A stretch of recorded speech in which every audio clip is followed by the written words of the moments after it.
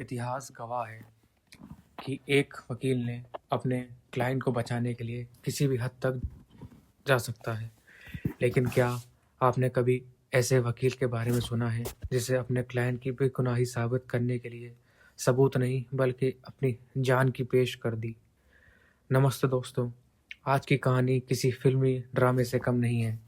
ये कहानी है अमेरिका के एक मशहूर वकील और राजनेता क्लेमेंट वैलेंडिगम की।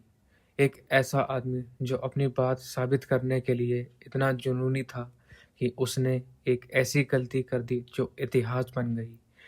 एक ऐसी डेमोंस्ट्रेशन जिसने एक आरोपी को तो बचा लिया लेकिन वकील को हमेशा हमेशा के लिए खामोश कर दिया। तैयार हो जाइए 1871 के उस दौर में जाने के लिए जहां न्याय और मौत के बीच सिर्फ एक ट्रिगर का फासला था। कहानी शुरू होती है साल 1871 में अमेरिका ओहायो राज्य के लेबनान शहर में। उस दौर के में मर्दों के लिए शाम बिताने का सबसे पसंदीदा ठिकाना होता था सैलून यानी बार, और जहां शराब होती थी वहां झगड़े होना आम बात थी। जगह थी गोल्डन लैम्प इन। क्रिसमस की ईव के आसपास का समय था। बाहर के ऊपर वाले कमरे में ताश का खेल चल रहा था। माहौल गर्म था। इस कमरे में दो अहम किरदार मौजूद थे। पहला थॉमस मायर्स, जो इलाके का एक जाना माना बदमाश था और झगड़ालू किस्म का इंसान, और दूसरा शख्स थॉमस मैकगीहन था। इन दोनों के बीच पुरानी रंजिश थी। खेल के दौरान कहासुनी बढ़ी। अचानक धक्का मुक्की शुरू हो गई। वहां मौजूद 5-6 लोग आपस में भिड़ गए। शोरगुल के बीच एक तेज आवाज गूंजी। जब धुआं छटा तो थॉमस मायर्स जमीन पर पड़ा था।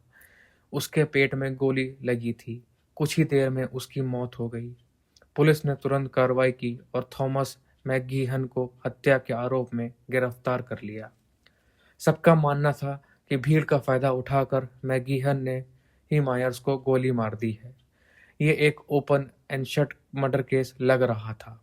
अब एंट्री होती है हमारे हीरो की, क्लेमेंट वेलेंडिगम की। क्लेमेंट कोई साधारण वकील नहीं थे। वो पूर्व कांग्रेसी नेता थे, बहुत तेज तर्रार, विवादित और अपनी बात को सच साबित करने के लिए किसी भी हद तक जाने वाले इंसान थे।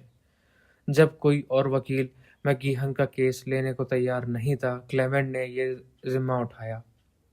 क्लेमेंट ने जब केस की फाइल और पोस्टमार्टम रिपोर्ट पढ़ी तो उनका दिमाग ठनका। उन्हें कुछ अजीब सा लगा। रिपोर्ट के मुताबिक मायर्स की गोली पेट पे दाहिनी तरफ लगी थी और गोली का रास्ता नीचे से ऊपर की तरफ था। क्लेमेंट का मानना था कि अगर सामने खड़ा आदमी गोली मारता तो गोली का एंगल सीधा होता। क्लेमेंट ने अदालत में एक बहुत ही अजीब और चौंकाने वाली थ्योरी पेश की। उन्होंने कहा, जज साहब, मेरे क्लाइंट ने गोली नहीं मारी। मरने वाले थॉमस मायर ने खुद को ही गोली मार ली और वो मर गया।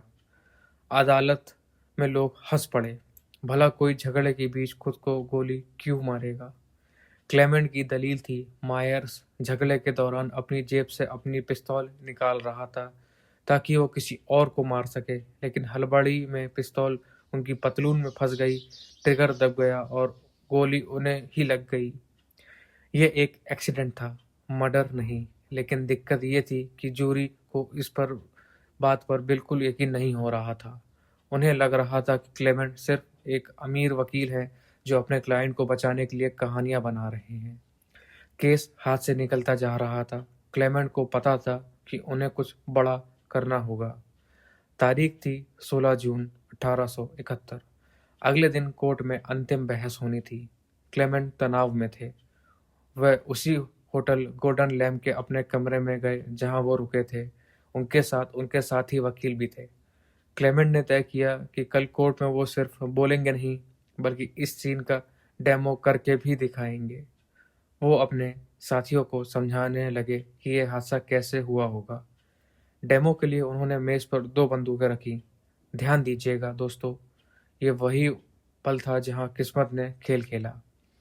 एक बंदूक वो थी जो मरने वाले मायर्स की थी, जो सबूत के तौर पर कोर्ट से लाई गई थी। ये खाली थी और दूसरी बंदूक क्लेमेंट की अपनी खुद की थी, जो भरी हुई लोडेड थी, क्योंकि उस जमाने में वकील भी सुरक्षा के लिए हथियार रखते थे।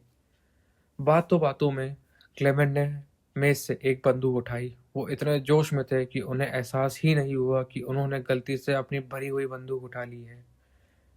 क्लेमेंट ने कहा, देखो मायर्स ने ऐसे हाथ में जेब में हाथ डाला होगा, ऐसे बंदूक पकड़ी होगी, और जब वो उसे निकाल रहा होगा तो शायद बंदूक का हथौड़ा, जिसे हैमर कहते हैं, कपड़े में अटक गया होगा। क्लेमेंट ने भरी हुई बंदूक की नाल, जिसको बैरल बोलते हैं, उसको अपने पेट से सटाया और उसे ऊपर की तरफ खींचा, ठीक वैसे ही जैसे जेब से निकालता है। ट्रिगर पर उनकी उंगली का हल्का सा दबाव पड़ा। कमरे में धुआं और सन्नाटा छा गया। क्लेमेंट लड़खड़ाए। उनके साथियों को लगा शायद यह नाटक का हिस्सा है, लेकिन तभी क्लेमेंट ने दर्द से कराहते हुए, हे भगवान, मैंने खुद को ही गोली मार ली है। गोली ठीक उसी जगह और उस एंगल से लगी थी जहां मरने वाले मायर्स को लगी थी। उनका डेमो 100% सफल रहा था, लेकिन कीमत बहुत बड़ी थी। उन्हें बचाने की कोशिश की गई, लेकिन घाव बहुत गहरा था। अगली सुबह 17 जून 1871 को क्लेमेंट वेलिंगटन की मौत हो गई। लेकिन कहानी यहीं खत्म नहीं होती। जब यह खबर कोर्ट और जूरी तक पहुंची तो सब सन्न रह गए। क्लेमेंट ने अपनी जान देकर यह साबित कर दिया था कि उनकी थ्योरी सही थी। वैसा हादसा मुमकिन था। जूरी के पास अब शक करने की कोई गुंजाइश ही नहीं रह गई थी। थॉमस मैकगीहन को बेकसूर बरी कर दिया गया। एक वकील ने अपना केस जीत लिया, लेकिन फैसला सुनने के लिए वो जिंदा नहीं था। दोस्तों, इसे आप क्या कहेंगे? किस्मत का क्रूर खेल या अपने काम के प्रति पागलपन की हद तक समर्पण?